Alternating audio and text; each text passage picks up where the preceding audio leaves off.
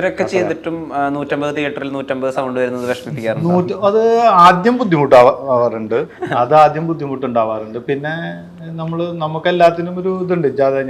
എനിക്ക് കൺട്രോൾ ചെയ്യാൻ പറ്റുന്ന മിക്സിംഗ് സ്റ്റേജ് വരെയാണ്. ആ മിക്സിംഗ് സ്റ്റേജ് വരെ എന്നെ കൊണ്ട് ആവുന്നത്ര ഞാൻ കൺട്രോൾ ചെയ്ത് ഏറ്റവും നല്ലൊരു ഔട്ട്പുട്ടാണ് കൊടുക്കാൻ നോക്കുക.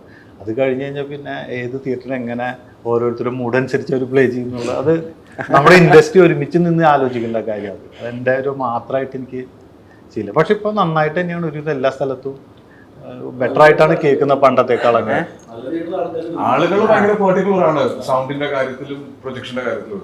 അതെ, ഇപ്പൊ തിയേറ്റർ എക്സ്പീരിയൻസ് എന്ന് പറഞ്ഞൊരു ടേം തന്നെ ഇപ്പൊ കഴിഞ്ഞ 2-3 കൊല്ലമായിട്ട് അത് സിനിമനെ മാർക്കറ്റ് ചെയ്യാനും യൂസ് ചെയ്യുന്നുണ്ട്. നിങ്ങൾ എപ്പോഴും പ്രിഫർ ചെയ്യുന്ന ഒരു തിയേറ്റർ ഉണ്ടോ?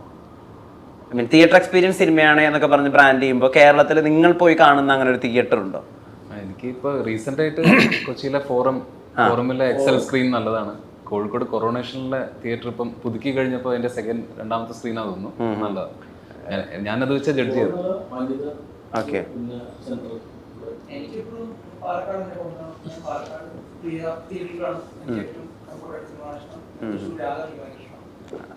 ആസിക്കയുടെ എന്നെ സംബന്ധിച്ചിടത്തോളം സമയമാണ് പ്രശ്നം. സിനിമ മുഴുവനായി തിയേറ്ററിൽ കണ്ടിട്ട് ഞാൻ ഒരുമാതിരി എല്ലാം കാണും. പക്ഷെ എനിക്ക് പ്ലാൻ ചെയ്തിപ്പോ ഏറ്റവും നല്ല പ്രൊജക്ഷൻ നോക്കി ഏറ്റവും നല്ല സൗണ്ട് നോക്കി കാണണം എന്നുള്ളത് പ്രാക്ടിക്കൽ അല്ല. അപ്പം ഇപ്പൊ ഇന്നിപ്പോ 7:30 8:30 ഒരു സിനിമ ഉണ്ടെന്ന് പറഞ്ഞാൽ നിയറസ്റ്റ് തിയേറ്ററിൽ പിടിക്കുക നടക്കുള്ളൂ. മുജീബ്, ഈ തിയേറ്റർ അല്ലെങ്കിൽ അവിടെ വെക്കുന്ന സൗണ്ടുകൾ, ഇപ്പൊ ഈ അടുത്തിറങ്ങിയ ഒരു തമിഴ് സിനിമയുടെ സൗണ്ട് ലെവൽസ് ഒക്കെ വലിയ പ്രശ്നമായി. അത് ആളുകൾ മാറ്റുന്നു, സൗണ്ട് ചെവി വേദനിക്കുന്നു മാസ് സിനിമയുടെ എന്നൊക്കെ ആളുകൾ പറയുന്നു. അപ്പോൾ അതിന്റെ സൗണ്ടിങ്, അതിന്റെ ലെവലിംഗ്, അത് തിയേറ്ററിൽ നിന്ന് കാണുമ്പോൾ ഉണ്ടാകുന്ന വ്യത്യാസം, അതിനെ പറ്റിയിട്ടൊക്കെ ചർച്ച ചെയ്യാറുണ്ടോ അല്ലെങ്കിൽ ആലോചിക്കാറുണ്ടോ? വേറെ നിവൃത്തിയിൽ നമ്മൾ ചർച്ച ചെയ്യും. കാരണം നമ്മള് നമ്മുടെ ബെസ്റ്റ് തിയേറ്ററിന്ന് എടുത്ത് കൊടുക്കുന്നു. അതിൽ കഴിഞ്ഞ് നമുക്ക് പിന്നെ നമ്മുടെ കയ്യിലല്ല. ചില സമയത്ത് നമ്മൾ ലെവൽ ഭയങ്കരമായിട്ട് കുറഞ്ഞു പോകുമ്പോൾ നമ്മൾ ചിലപ്പോൾ ഒന്ന് കൂട്ടാൻ പറയും, അത്ര തന്നെ നടക്കുള്ളൂ. ബാക്കി ചില തിയേറ്റേഴ്സിൽ ചില സൗണ്ട് സ്പീക്കേഴ്സ് ഒന്നും വർക്ക് ആവാറില്ല. അപ്പൊ അത് നമുക്കൊന്നും ചെയ്യാൻ പറ്റില്ല.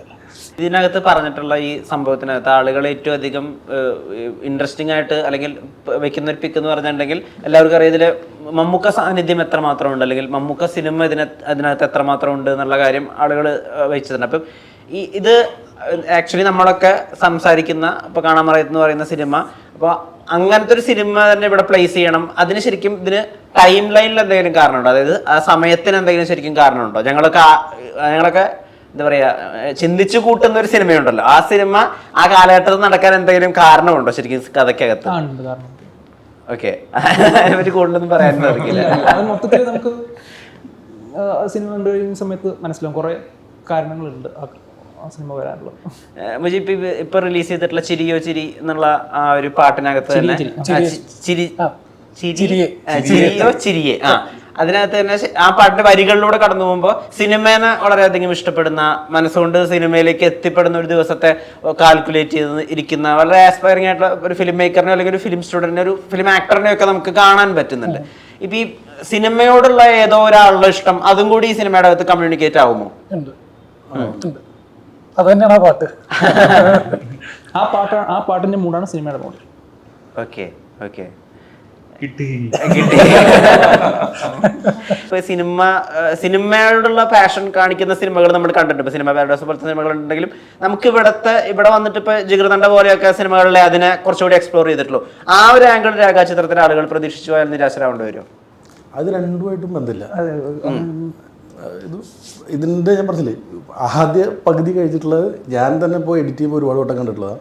കഴിഞ്ഞ ദിവസം ഞാൻ 3 ദിവസമായി അല്ലേ മ്യൂസിക് ചെയ്തിട്ട് ഞാൻ കണ്ടപ്പോൾ ഞാൻ വീണ്ടും ഒരു പുതിയ സിനിമ കാണുന്ന പോലെ ഇരുന്ന് കണ്ടു. അവസാനത്തെ ഒരു മണിക്കൂർ എനിക്ക് ഭയങ്കരമായിട്ട് പേഴ്സണലി ഭയങ്കരമായിട്ട് ഇഷ്ടപ്പെട്ടു ആ ഏരിയ. ഇപ്പോൾ നിങ്ങൾ പറഞ്ഞ ഈ 2 സിനിമയായിട്ടും ബന്ധമില്ല, വേറൊരു തരം പടമാണ്. പക്ഷേ ഇത് ഹിസ്റ്ററി ആയിട്ടൊരു അങ്ങനെ ഒരു ഓൾട്ടർനേറ്റ് ഹിസ്റ്ററി ആണെന്ന് മാത്രമേ ഉള്ളൂ, അല്ലാതെ ആ ടൈപ്പ് 2 പടമായിട്ട് യാതൊരു ബന്ധമില്ല.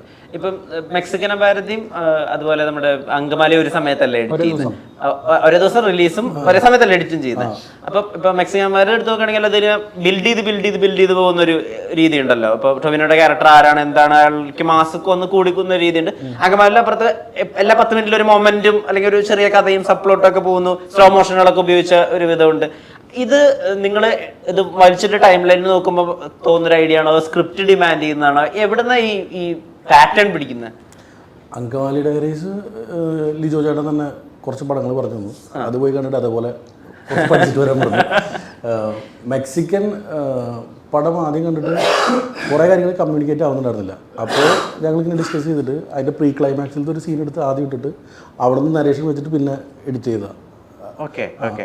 അത് രണ്ടും അങ്ങനെ വന്നത്. അല്ലാതെ ഇപ്പൊ ചില എഡിറ്റേഴ്സ് ആ ലൈനപ്പിൽ വന്നിട്ട് അവര് നെറേറ്റീവ് മൊത്തം മാറ്റുന്ന ചില സന്ദർഭങ്ങൾ ഉണ്ടായിട്ടില്ല. ഇപ്പൊ മുഖത്തിനുള്ളിലൊക്കെ അദ്ദേഹം പറഞ്ഞത് ഫുൾ ഒന്ന് സെറ്റ് ചെയ്ത് വന്നപ്പോഴാണ് ഇവിടെ വോയിസ് ഓവർ വന്നാൽ എങ്ങനെ ഇരിക്കും, അങ്ങനെയാണ് ഈ ഫോർത്ത് വോൾ ബ്രേക്കിംഗ് ഒക്കെ വരുന്നത്. സമാനമായിട്ട് രേഖാചിത്രത്തിൽ എഡിറ്റ് ചെയ്തുകൊണ്ടിരിക്കല ഇതിന്റെ ഓർഡർ ഇങ്ങനെ തിരിച്ചു കഴിഞ്ഞാൽ നെറേറ്റീവ് മൊത്തം മാറിപ്പോകും, അങ്ങനെ എന്തെങ്കിലും സംഭവിച്ചിട്ടുണ്ടോ? ഓർഡർ കുറച്ചൊക്കെ മാറിയിട്ടുണ്ട്. ഒരു സ്ഥലം ഒരു സ്ഥലം തന്നെ.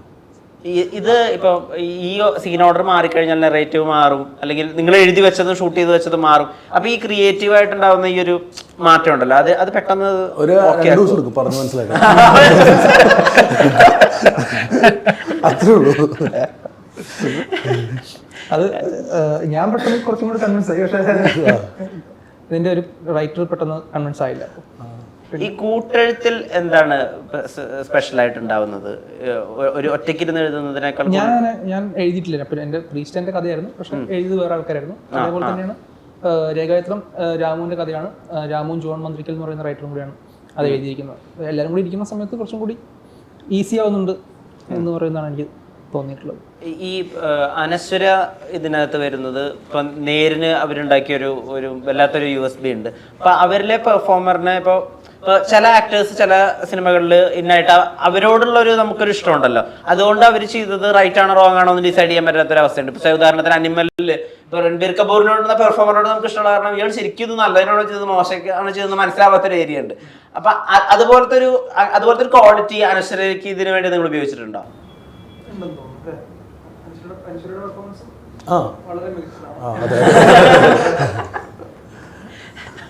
ഒന്നും വിട്ടു പറയില്ല.